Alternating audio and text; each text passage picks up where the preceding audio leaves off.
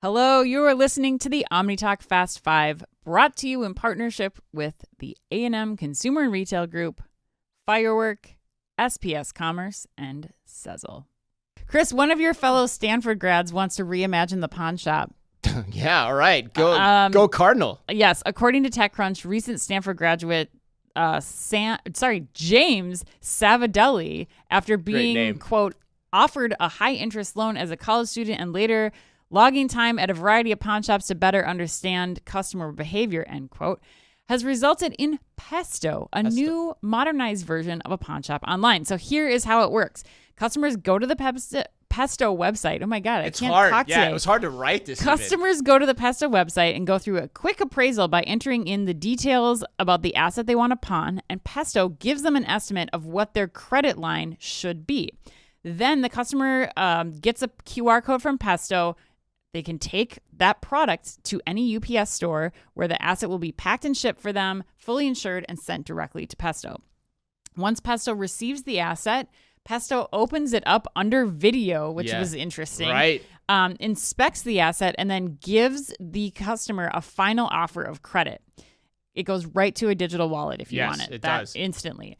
The item is then stored in a temperature-controlled vault, and when the customer either graduates to an unsecured card or closes their account, Pesto sends them their item back. And they also send a physical credit card in the mail, They too. do. Yeah, that comes a few days later. Yeah, it comes a few days later, Yep. so you got to wait for that, but yes. Yes.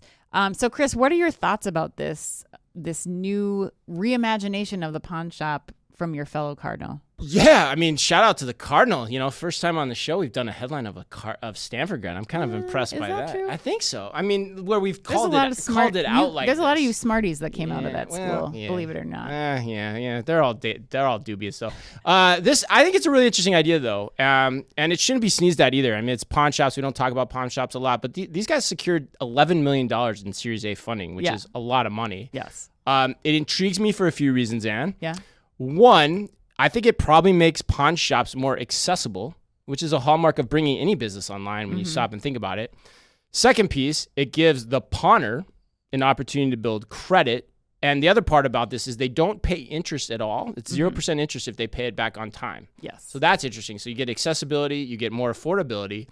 But the third point I make is I have to think old James and the VCs know something that we don't. Yes. And my hunch is that either it's a higher percentage of items go unclaimed than in a traditional pawn shop operation because they have to be making up the cost of shipping and the lower interest upfront somewhere. Or they're seeing higher interest rates on the back end too. There's got to be something to this model that it's, they're trying to make money off it 100%. Yes. But who the heck knows? The other point I'd make, Ann, really quickly, is I would love the TV show from this. I mean, let's look at what came in the warehouse today via video, and it could be on social media. You could live stream it. Let's appraise it. I'd call it Pesto Stars. Actually, no, that. Oh my God. That sounds like more of a show on the Food Network, doesn't it? Yeah, that's terrible. No, it's terrible. Pesto Stars. It's terrible. There's. Do you like it or no? I don't like Pesto Stars, but I think what the point that you drive home was also very relevant to me when I was reading this interview with James. I think there's definitely some things that we don't know here because my assumption of the pawn shopper or, participant is like, have you seen the James Mullany stand up recently? I have seen parts of it. Yes. Okay. He looks like a mess actually. Well, he's talking on that podcast or on that stand up about how he had such a bad drug problem that he bought a Rolex with a credit card and then immediately went to a pawn shop to get cash so he could buy drugs. Like that's what I imagine. Very incorrectly, clearly, that a pawn shop is being utilized for like quick cash. I want it right now, not somebody that's willing to wait for a digital wallet to upload. Right. But clearly there is a market for this. And so I think that, this, like you said, there's got to be a viable business here to get that much funding.